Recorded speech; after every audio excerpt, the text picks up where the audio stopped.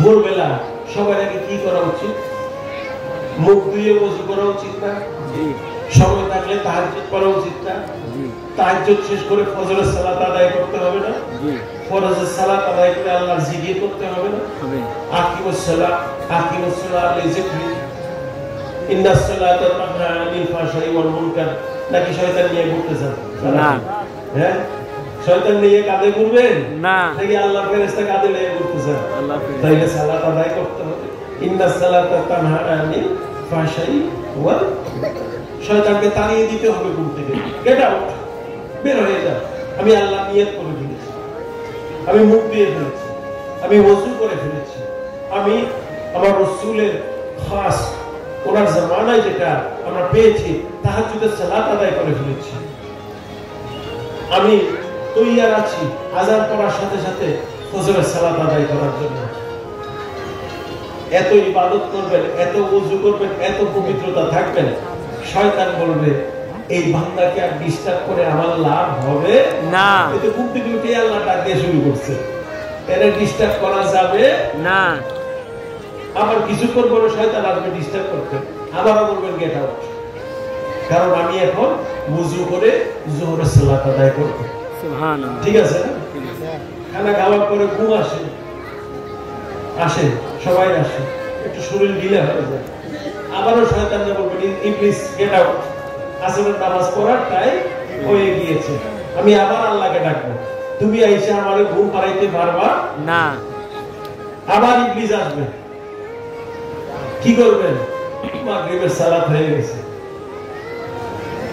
ইবলিসে এমন ভাবে পাইদা রাখবেন যে ইবলিস যেন আপনার ধারে কাছে না আসতে। ওই যে ইন্নাস সালাতা তানহা আনিল ফাহশাই ওয়াল মুনকার, আল্লাহ তাআলা তো ওয়াদা দিয়েছেন, যখনই আমার বান্দা নিয়ত করবে সালাত আদায় করার জন্য, নামাজ পড়ার জন্য, আমার পক্ষ থেকে ফেরেশতা হাজির হয়ে যাবে সেই বান্দার জন্য। শয়তানকে সে এই বান্দার কাছে আসতে দেবে না, একটা রহমতের চাদরে আবরণে তাকে ঢেকে ফেলবে। আবার কিছুক্ষণ পরে শয়তান আসবে, বলবে এশার টাইম হয়ে গেছে, এখনো তুমি গেট আউট। আবার এখানে আইসা শয়তান, মিস্টার ইবলিস তুমি কোনো সুবিধা করতে পারবা না, আমি আল্লাহর রাস্তা ছেড়ে গিয়েছি, নামাজ পড়া শিখে গিয়েছি, নামাজ আমার পড়তে হবে, আমি নামাজ পড়ব, তুমি এখানে এসে কোনো সুবিধা করতে পারবা না। তারপরে এশার সালাত পড়লেন, তারপরে যদি কিন্তু নফল ইবাদত বন্দেগী করতে চান, করবেন, কোনো সমস্যা নাই। আর মেজবান্ডারিরা বাবা কি শিখাই দিয়েছে, শয়তান তাড়ানোর ওষুধ দিয়ে দিছে না, কয় সব কাজ শেষ করে জিকির করতে করতে ঘুমিয়ে যাবে, আল্লাহরা ডাকতে ডাকতে ঘুমিয়ে যাবে। শয়তান বলবে এত বড় মারাত্মক জায়গায় আসছি রে বাবা, আমি কতক্ষণ পর পর দেখি আমার খালি ঠেক দিতেছে, ঠিক আছে না?